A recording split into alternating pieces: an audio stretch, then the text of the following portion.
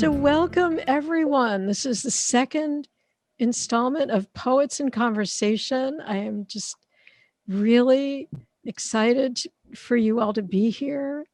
Thank you so much.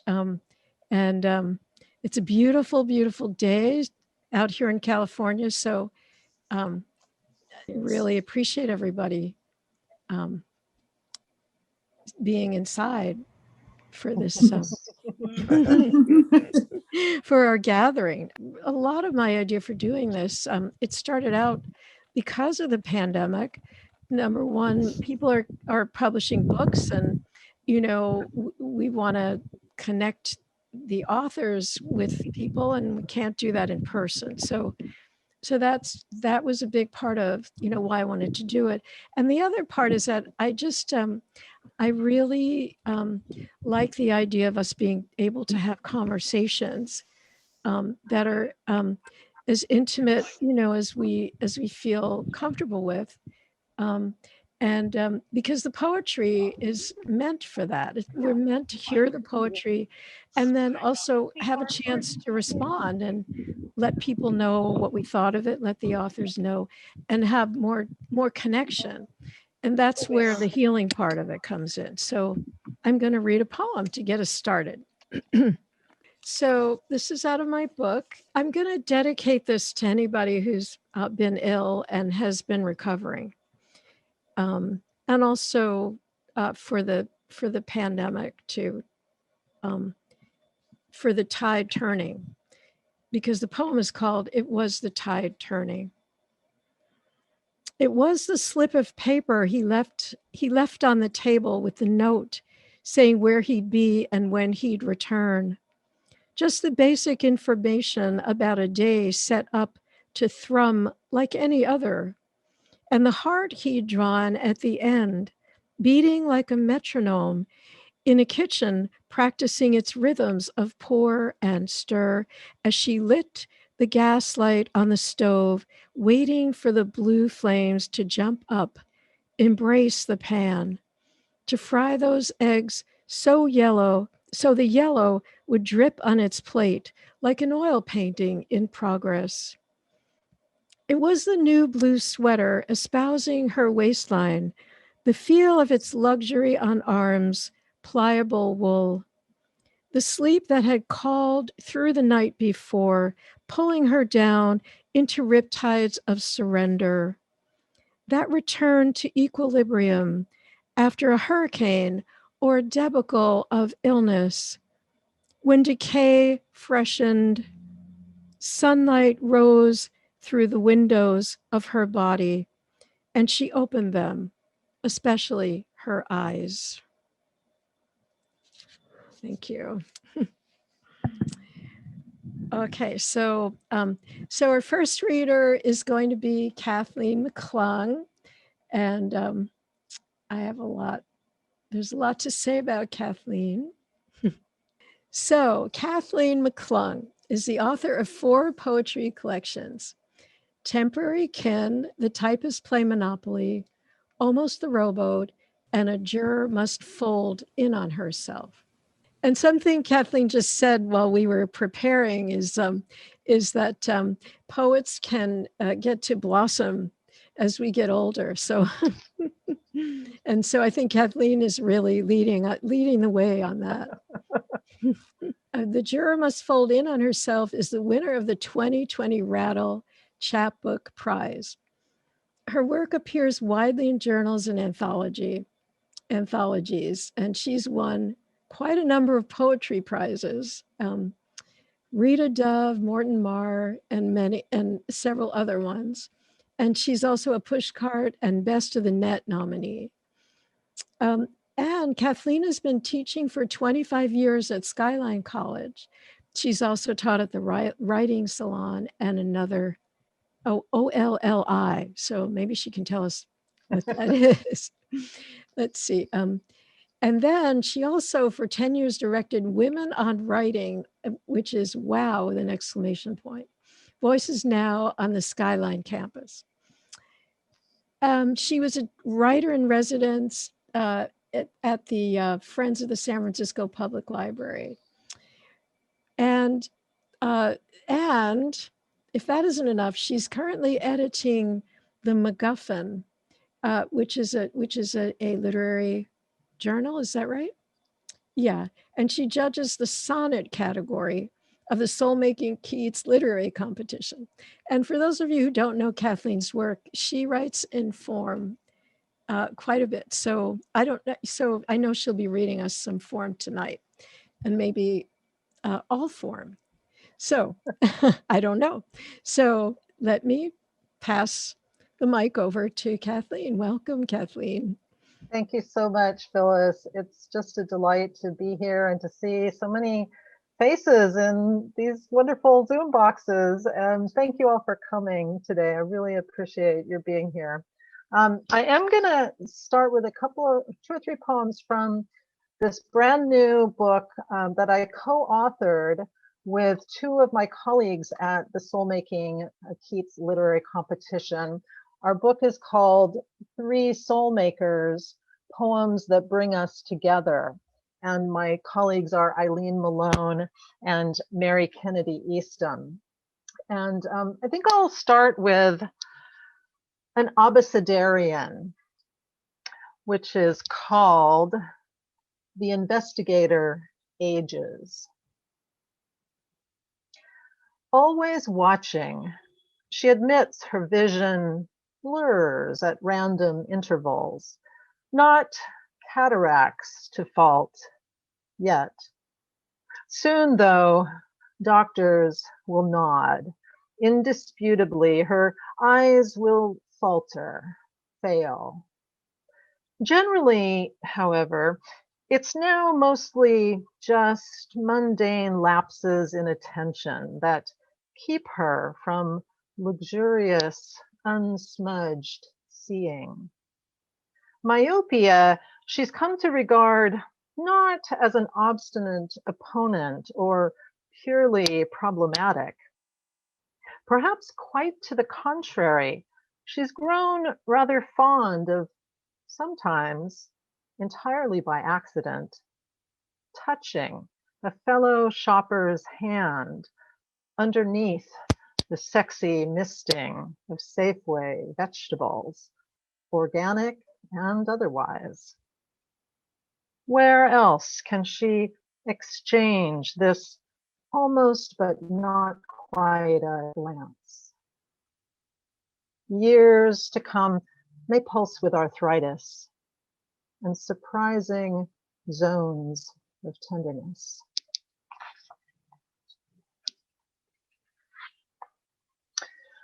Next, I'd like to read a mirror sonnet, which is a sonnet that is 14 lines sort of traditionally, and then kind of backtracks over those 14 lines. This is called Early Summer Pandemic Year.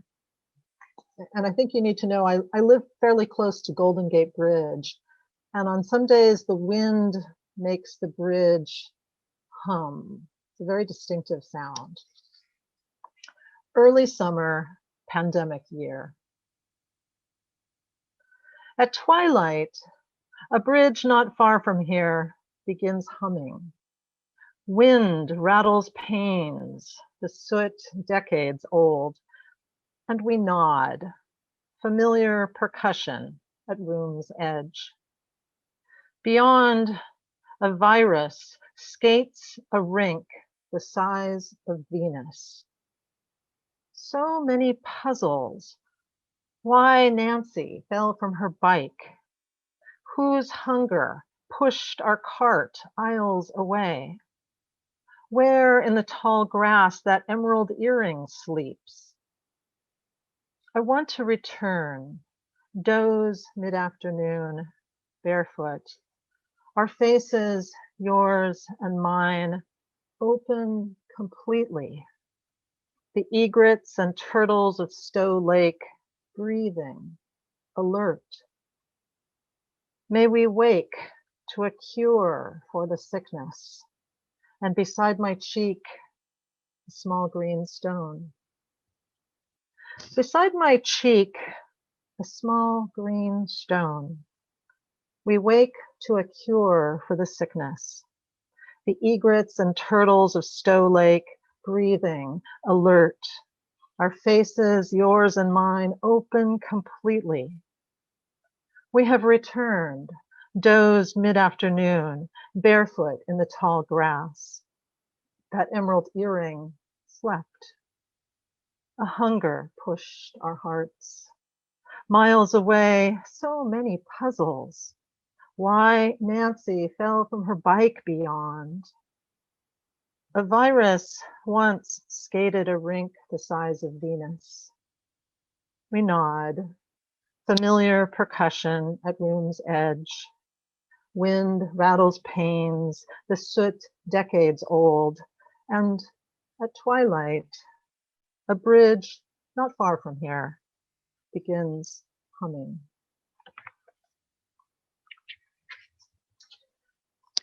And I'm going to read a sestina written a few years ago. It's a springtime sestina.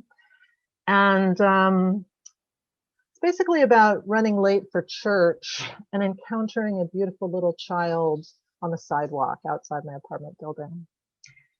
It's called May the Road Rise Up.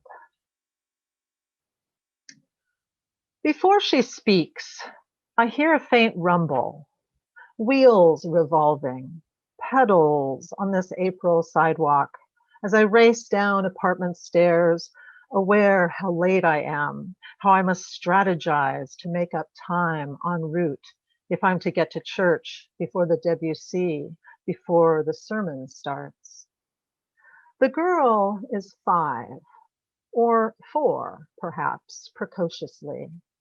Her pink big wheel skids to a halt.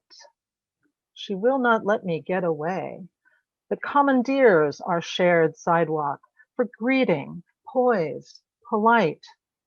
Excuse me. Eyes lock onto mine, all blue.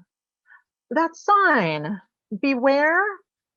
She points at scrawny urban tree branch where discount decor from Halloween hangs forlorn, crooked, yet still menacing to eyes just learning how to read.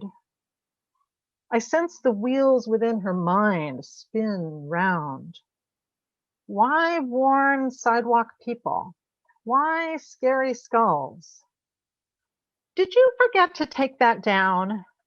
She queries me to get assurances the sign belongs elsewhere, some closet or a drawer, not bright sidewalk, not April, trees in bloom, and high up 4 wrens singing on a wire. Even the wheels on the phone poles hum. And I realize I have not answered yet. Am swirling in replies. What's truest? Most like birds. I want to get this right. She waits, feet planted, sturdy wheels uncycling, still. My neighbor keeps beware on that tree branch. I'm not sure what it's for. I like how you observe. She nods. Sidewalk, a path again for each of us. I walk to my parked car. She rolls her way, her eyes continuing to scan. She's looking for the odd, the beautiful. My prayer, she'll get new puzzles, dull or shining, everywhere.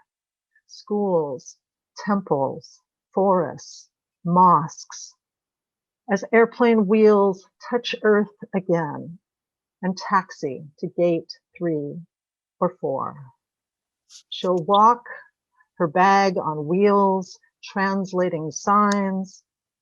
She'll get a cab, meet the driver's eyes, say where.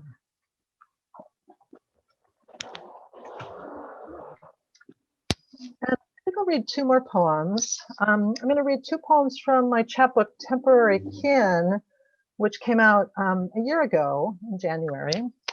And what many of the poems in Temporary Kin have in common is that they are poems about strangers who've crossed my path, or I've crossed their path, kind of like the girl in the big wheel. So I'm going to read 2 Villanelles to close out. This Villanelle grew out of a trip that my partner Tom and I took to Oregon a couple of years ago. It's called For the Man at Cape Arago with a Small Lacquer Box. We share a vista point above the blue Pacific. Balm, this Oregon coastline. Stones, surf, sunlight, turns.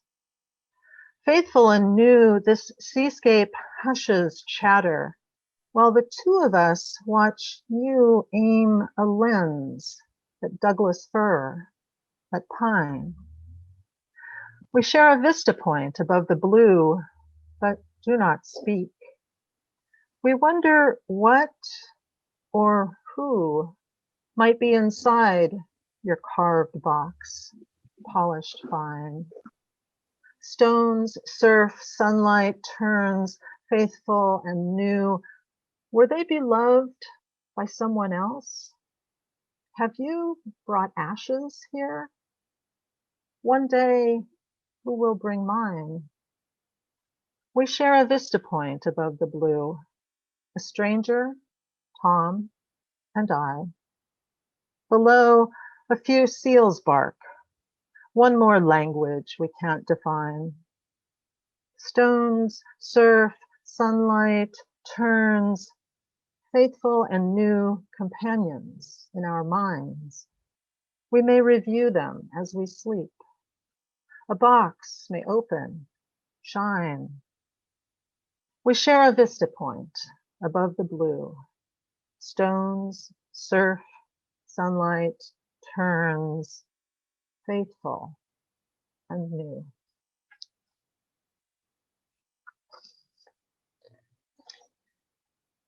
And I'm going to end with a poem.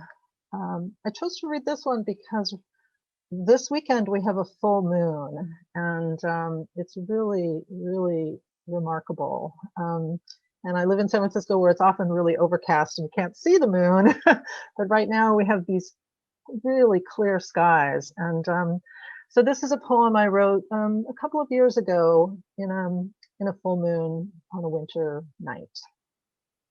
It's called For the Young Man Unimpressed with the Sky. It's just the moon, he shrugs, blasé, this teen. His mother, stirred like me, does not agree. We strangers gaze, transfixed. The light turns green as we step off the curb and walk between these yellow lines. Familiar mystery. It's just the moon, of course, but full. We've seen its sliver in the sky, known its routine each month, a moving toward immensity. We strangers gaze in awe. The light turns green. 6th Avenue seems safe to cross. If screens are off in every car, no guarantee. It's just the moon, just solstice. No machine that waits for us to cross can ever mean what full moon in a winter sky does. Constancy. We strangers gaze, grateful for light, for green, for seasons, cycles, wheels that spin unseen far longer than our brief mortality. It's just the moon. You're right. You're 17.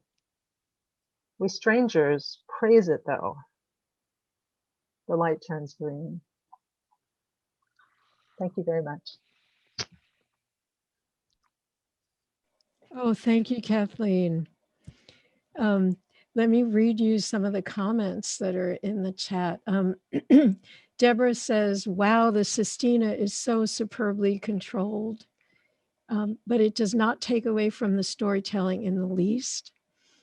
And Toby says, so many beauties, Kathleen, can't take time to comment. Thank you again so much. I love the way you write about strangers. And I want to ask you more about that too when we're in the discussion. Let's move on to Sandra-Anfang, another amazing Bay Area poet. She's also a visual artist. She's been published widely. She has a chapbook, Looking Glass Heart, that was published in 2016, and a full-length book, Worrier. Okay, I like that title a lot. Poems of the Inner and Outer Landscape. And that was a Lorien Prize finalist. Oh, I see. Oh, that's another chapbook. And then she has a full-length poetry collection called Xylem Highway that was published in 2019. She's been nominated for Best Short Fiction Award, Best of the Net, and Pushcart Prize. And Sandra, she's founder and host of the monthly series Rivertown Poets, which is where I met her, actually. So I have not, a big thumbs up, I have not met either Kathleen or Sandra in person, but I feel like I know both of you through our connection on Zoom. And I'll say a little more about that after Sandra reads as well. And then, and also she's a poet and teacher for California Poets in the Schools. Welcome. Thank you so much for being here with us. Thank you, Phyllis. It's a treat and an honor to be here. So glad we met this year, or maybe it was last year. It was 2020, I think, at Rivertown. And now I see you all over the place at co-side in different readings. So it's a wonderfully small world of poets. And I really appreciate you asking me. And Kathleen, I loved your reading. It's wonderful. So I'm going to read a variety of things today. I thought I'd be all over the map. COVID poems and older things and some experimental things that I'm working on.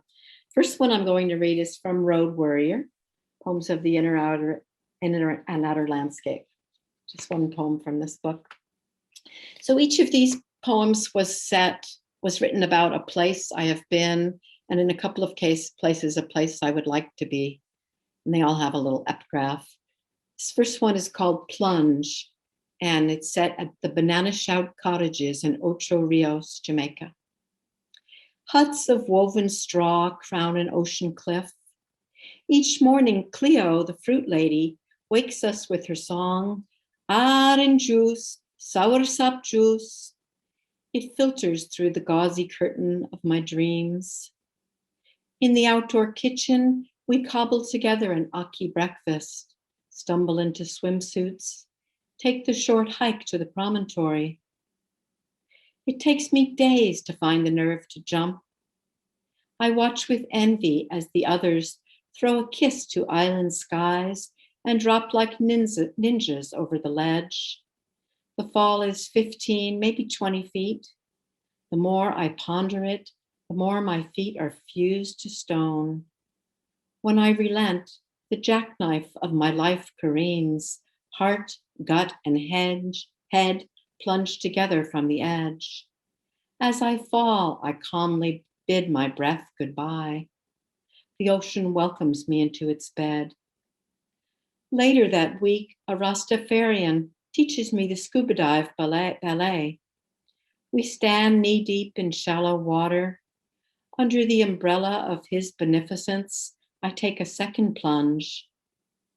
Eating jerk chicken on the topless beach, I try to comprehend what I've just done and learn I've used less air than anyone. Such a foreign brand of letting go from the tumbling of love or lust. Toes lose their grip on the floorboards, body and senses tumbling toward the vortex or the light, whichever comes first. And then I'm going to read, thank you, a poem from Xylem Highway, which is my collection from Main Street Rag. It's so hard to just pick one from each book, but I try to pick different things each time. This is the persona poem. I really love persona poems. My maternal grandparents came to the US from what would now be the Ukraine around 1918 to 1920.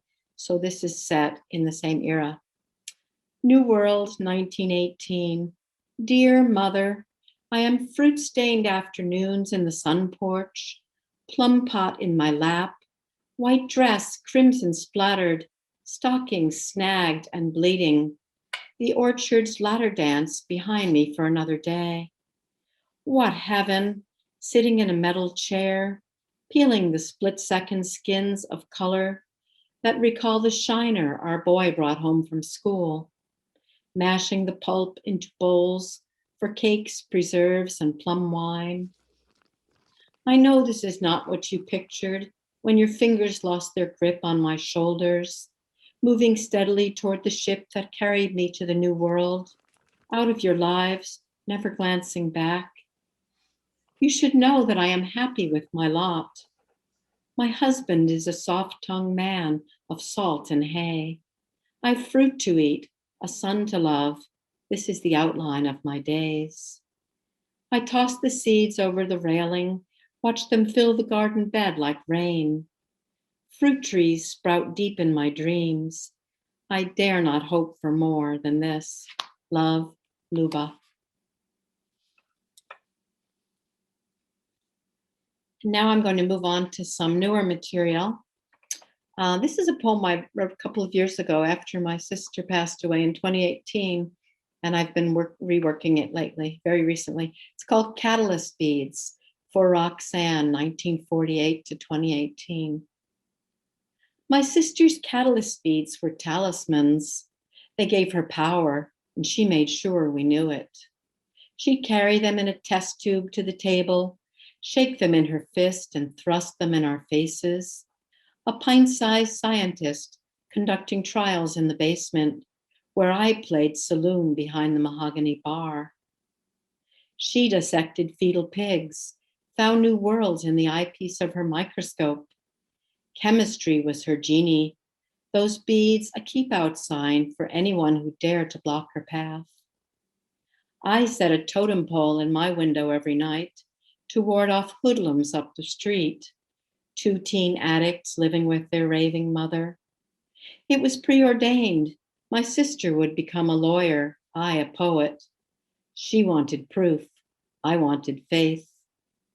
That we would need these totems to chart safe passage into sleep was something I wouldn't understand for decades. In that house of strain, dreams became our catalysts for richly woven lives. And now a COVID poem. Terry Arrett and John Johnson, who's here today, and Nancy Morales read a few months ago at Rivertown their translations of Ulalume Gonzalez de Leon's poems. And this is after one of her poems called A Year into Lockdown. Here is a new day, opening and closing like an eye in the window's gray face. Through smeared glass, I watch quail, hoovers spilt seed. The cat's jaws hinge and unhinge in anticipation. I walk the labyrinth of rooms, open each door without motive, palpate white walls, a madwoman in a dream. Am I awake? Here is stillness and stop time. Here is Genmaica tea. I helix the center of a braided rug, home in on my spot, settle like the hound. Lifting the book and pen, my mind unfurls, a white sail in the peevish wind of a chiaroscuro sea. Outside, the seasons tumble, dos a dos, summer lazing on a sun-licked beach, deer pronging the red carpet into fall, jaunty in their buff-colored coats, white tails a harbinger of winter. A year into lockdown, we circle the koan of home. In our dreams, we drive to the end of the sea.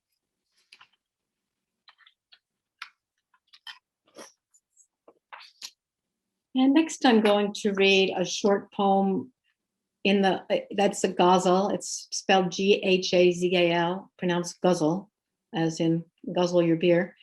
It's an Arabic form later embraced by Persian writers. This is called The Half-Round Window, based on a real window in the first little house I owned down in Half Moon Bay. A ribbon of ocean floats above the cypress grove, framed by the half-round window. The old Australian shepherd files his teeth on the fence, ignoring the half-round window. The lushness of fiddlehead ferns growing around the hot tub, witnessed by the half-round window. A checkerboard of pines from past Christmases, oblivious to the half-round window. My toddler's face gazing up the mountain of concrete stairs, worshiping the half-round window. White-tailed kites wheeling in an offshore breeze, circling the half-round window. My child's tears already drying on the sitter's sweater as I steal away from the half-round window.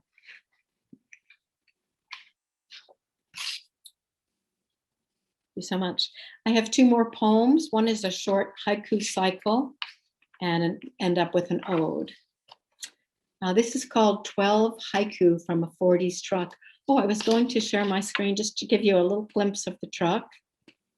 I'll do that for a second. So this is a watercolor pencil sketch I drew of the truck. This is on a road, a country road right near me where I walk all the time. You can see the naked ladies which come in summer. And this is what it really looks like. Actually, in better days, it's devolved from there. Okay, 12 haiku from a 40s truck. I've become the old Studebaker truck, rusted lilies round my bed. Parched by August heat, not a single blackbird lingers to grace my fender. Flat tires swollen smooth, like the lips of a young girl waiting to be kissed. Wind picks meat from my bones. On winter days, my planks thin like an old man's teeth. Today, when you walked by, my carriage slung low, one visor flapped hello. Did you see me wave? I watch you watching me, snap stills each time you pass. Every rust pit knows the roads and miles I've run. My stories penned in braille. Winter's gray raincoat, spiderweb glass condenses, the mare's frosted breath.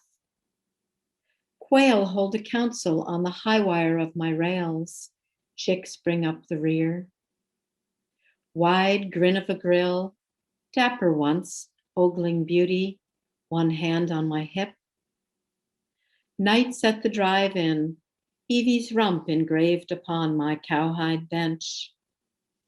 Century of your growth, should I ever disappear, pass my stories on. Thank you. And I'm going to finish up with an ode I wrote while taking a class from Ellen Bass last year on the ode, and I'm just in love with odes. This is called Ode to a Deer Carcass at Rush Creek. That day we hiked along the slough, calling out the names of birds, blue heron, kite, Canada goose. I never knew Grace would save the best for last. We climbed steep hills, watched open-mouthed as flocks of seabirds, tails in their bills, helixed round the sun, boomeranging back again. A king snake scissored through the dust. Alligator lizards did push-ups on rocks, strutting their six-packs. Already drunk on beauty, I ran my fingers up a dead tree's spine, home to woodpecker generations, BB'd with holes like a shooting range. I never knew grace was saving the best for last. On our final leg, splayed on a grassy altar, you lay on your side, bleeding like Jesus. I could read the stigmata, the pomegranate slice tattooed on your left shank. Twin priests dipped their lusty beaks into your open chalice, stooping to drink your holy wine, the black feathers of their vestments lifting in the light wind. I wanted to stop their feeding long enough to close your eyes. Already I missed your thick hooves clomping over asphalt, your lightning leap over the stunned fence. Oh, lucky me, I got to bless your body in its ripest suit of flesh, a life of forage shut and bound, like an ancient tome where, pressed between thick leather covers, Grace had already penned your obituary. Thank you so much for listening.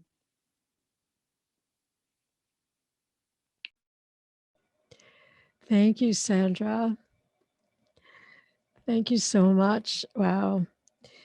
Grace would save the best for last. And Sarah says, always a pleasure to hear your poem. So wonderful.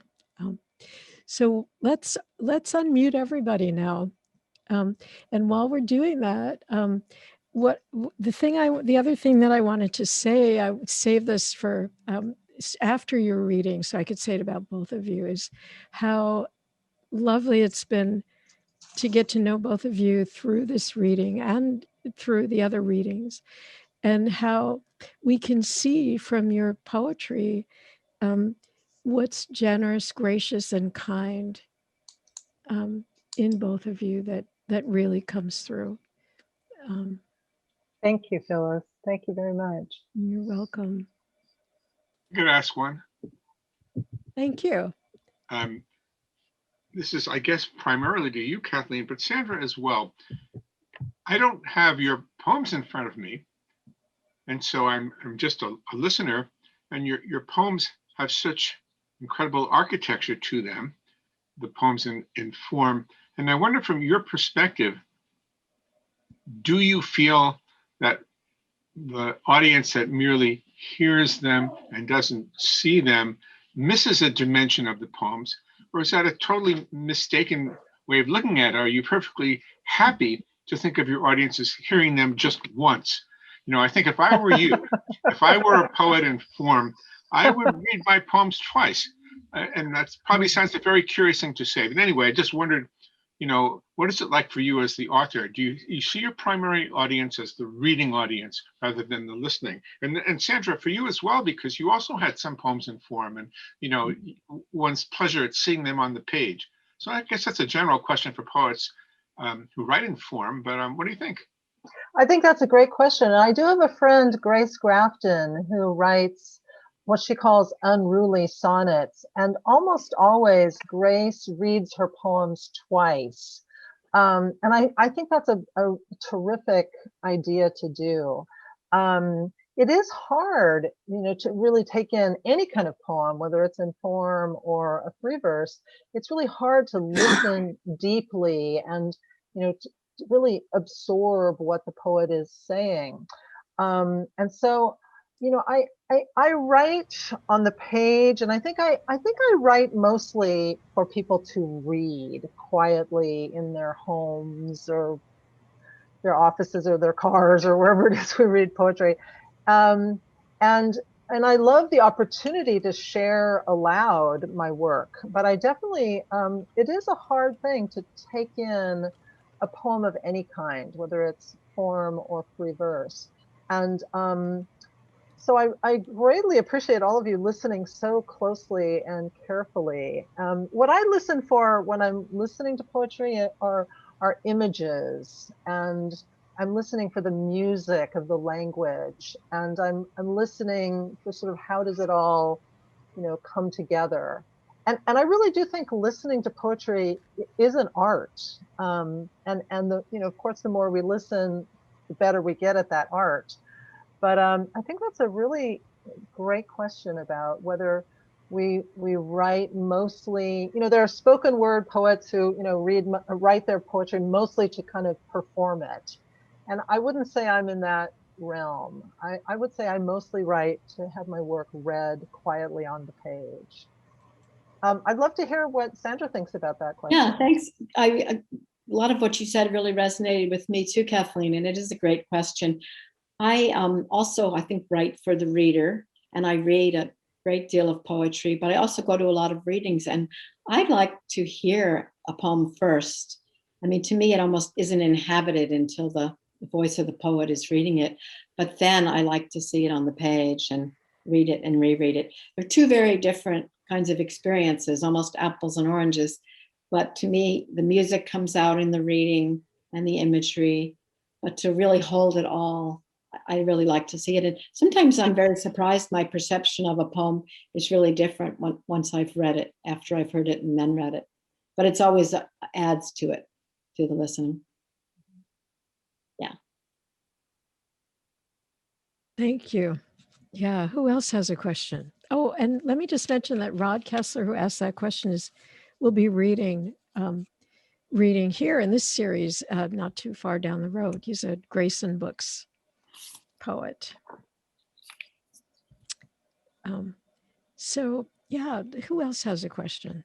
I don't really have a question. I just wondered if part of this was Sandy and Kathleen talking to each other about, or asking each other questions. Yeah, so how about that, you guys? Does that sound Totally. okay? A question that occurred to me as Sandy was reading and showing us the beautiful watercolor of the truck and the photograph of the truck was, tell us a little bit, Sandy, just in general or specifically about the truck and the poem, the haiku related to the truck. How does your visual artistry intersect with your poetic artistry? Oh, I love that you do both, and talk a little bit about how they intersect. Great question, Kathleen. Thank you for asking that. So I've done art my whole life. Never really studied too much formally, a little bit at the Art Students League in New York, but mostly just self-taught, experimental, lots of collage. And, right now, poetry is my work, although it's a complete labor of love, and art is my play. And I get together with a friend a couple times a month on Zoom, and we just do art together and visit. And it's just complete relaxation, no thought at all, just total play. But this is a truck I've been walking by for going on 9 years that I've lived in Sonoma County in Petaluma. And I've watched it devolve, or you might say evolve, all this time and change. So I've written about it a lot, and I've done paintings, lots of photos and drawings, and they're just kind of compliments. But before that, I used to do quite a lot of poetry collage, where I would usually start with a poem, and then I would build a collage or painting and collage around it, and actually embed the poem in the collage. And if you look at my website, there are a few of those there, and that is a lot of fun to do. So it's kind of like which came first, the chicken or the egg, the poem or the painting, and they kind of dance together. So thanks for that question. I had one for you about form. How did you get, become so involved with writing in form? And that's a good question. I don't know that I can pinpoint a particular turning point, but I can say some poet who influenced me tremendously is Elizabeth Bishop. I've been teaching at Skyline Community College for 25 years, and I teach a variety of literature and creative writing classes. And I had taught Elizabeth Bishop's Sestina for, I don't know, 2 or 3 years. And I love talking about that poem and encouraging students to explore that poem. And at some point, I just said, I want to try to do what Elizabeth Bishop does. The Sestina is it's called this fiendishly difficult form, because you have to use 6 words in 6 stanzas in a particular pattern, and then you have to use all 6 words in the final 3 lines, and it's really a challenge. But I think I like a good challenge, and so I finally just said I'm going to start to write a sestina and see how it goes. And I found I really liked it. I liked how hard it was to do, and I kind of reflected on why do I like that so much. And my dad taught me how to play chess when I was a little kid, and I played a lot of chess with my dad, and I wish I had still played. I don't anymore, but there's something about kind of moving the pieces on the board and strategizing, and writing a sestina is kind of like that. You're sort of playing chess with these words and trying to like make something triumphant ultimately. And so I just really like that challenge of writing sestinas, and then other forms, the sonnet form. I especially like the sonnet form, and I love judging the category of the sonnet in the Soul Making Keats contest. And I think I saw some of the sonneteers from that contest on the call. Deborah Schmidt won first prize. I hope Deborah's still here. I'm not sure if she is or not, but I just so admire great folks who can write a really powerful poem in 14 lines, and if they can rhyme and do it in meter, all the better. So I hope that answers the question too. Yeah, that's a great question. I mean, great answer. Thank you. Thank you. I like forms too. I really have written a lot of haiku, and I've really gotten into the cento. Some people say cento. I like the Italian pronunciation, but love the cento, and tried some sonnets, but the pantoum, I'd have to say, is my favorite form. And I had one picked out for today, but I thought my time was a little long. I am just in love with the poem, the pantoum, which is, as I tell my students, is the poem that writes itself as a selling point. You only have to write half the poem. So the pattern of repetition writes the other half. But I just love pantoums. So forms are quite wonderful. And there's new forms that are great, like Jericho Brown's duplex and others. Some of the new forms are wonderful. So I know we have we have quite a number of poets in our audience, and then there are some people who don't write poetry in our audience. And I'm just wondering if what we would say for people who don't write poetry but really love poetry and maybe want to write a poem, like what could we say to help encourage them or give them some ideas? Well, I was really struck by what Sandy said about walking by that truck over the course of 9 years. And that truck is really an important part of Sandy's life. And so for folks who are exploring poetry as newcomers, I would encourage you to write about something that you've thought about or wondered about or felt deeply about for a long time, and kind of meditate on what that is. I think of poetry a lot as a kind of a meditation, sometimes even kind of a prayer. And so the things that kind of haunt us, or that we look at for 9 years walking along, or in my case, I started writing poems after serving as a forewoman on a jury that was a vehicular manslaughter case. And it was a very, very stressful experience. And after the trial was over, I wrote one poem to kind of begin to kind of process what that experience was like. And then I kept going. I wrote more and more, and ultimately wrote a chapbook of poems about being a forewoman on a case. So I would say to people wanting to explore poetry, look at those things that have stayed with you for a very long time, that haunt you, either that you want to praise or that you want to meditate on and kind of understand more deeply. So Sandy, how would you answer that question? There's so many ways to approach it, so many little doorways, portals into poetry. But a good one for, if you don't have an idea, what always works for me at some level is ekphrastic poetry, which is just a painting or a photograph leafing through a book or a magazine.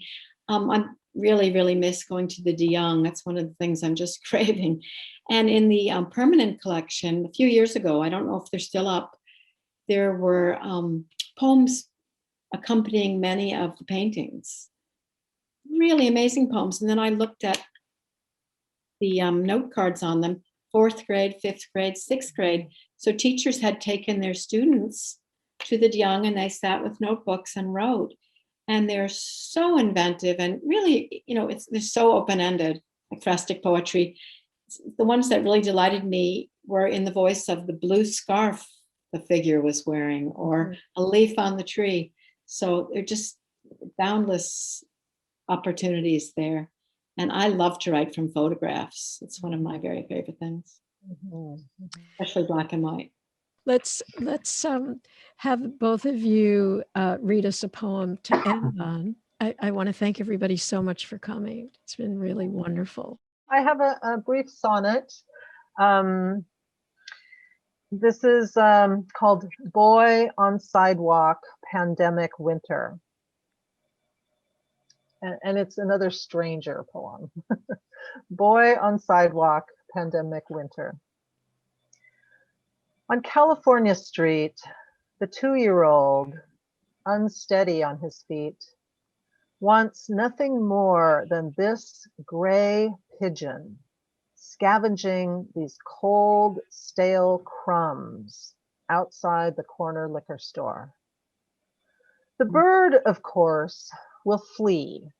It knows just when to wing its way past people into air. The boy may cry, a wordless pact broken, or he may lose his balance, fall, and tear some pieces of himself. One day he'll read a tale, an ugly duckling, frozen lake, a winter much like this one, guaranteed despair and doubt. Turning the page, he'll ache for spring, for change, for ducklings finding kin at last and gliding safe among the swans. It's beautiful. Oh, yes, thank you. And I have one too. Yeah, please do. This is just a light little poem about spring, but I'm really feeling that. As of today's first day, I've seen all of the pink magnolias just bursting into bloom. Cherry trees have been here for about a week, and now the pink magnolias are magnificent. So, when I wrote this, I ran across it today. I didn't even remember writing it, but it's sometime in the last 6 months. Another flower poem. As a toddler, I'd rub my cheek on petals until my bee nature sprang to life. My nose bore the evidence, yellow-tipped, like the fennel that sprouts from the hills around my home. All my life I've tended flowers, though I've planted few, preferring orphans to the cultivated kind. A single yellow narcissus appears under the red maple after years of barren ground. The thrill of feeding soil, giving water, tending it like a new mother. Nasturtiums play tag on the fence, whisper peppery secrets, a garnish for salads and wedding cakes. My sad roses gimp along, fed only by my love and doting, green as I am with horticulture. My son brings sunflowers and lilies, nestles them comfortably in the vase for me, knowing how a gift is fast undone when the giftees put to work. I keep them fresh for weeks, admire them throughout the day, though I feel my heart shrink each time I picture them plucked from their beds. In August, the village fills with chorus lines of naked ladies, pink lilies swaying on willowy brown legs. I leave my boot prints in the dust, take only photographs.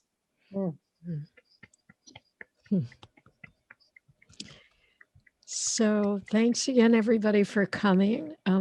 This is the end of our reading for tonight. And I hope you'll come back for the next one or one in the future. Thank you, poets, and thank you, Phyllis. Great day. Louise. Forward to Thank seeing you, everybody. Louise. Thank you. Thanks, everyone.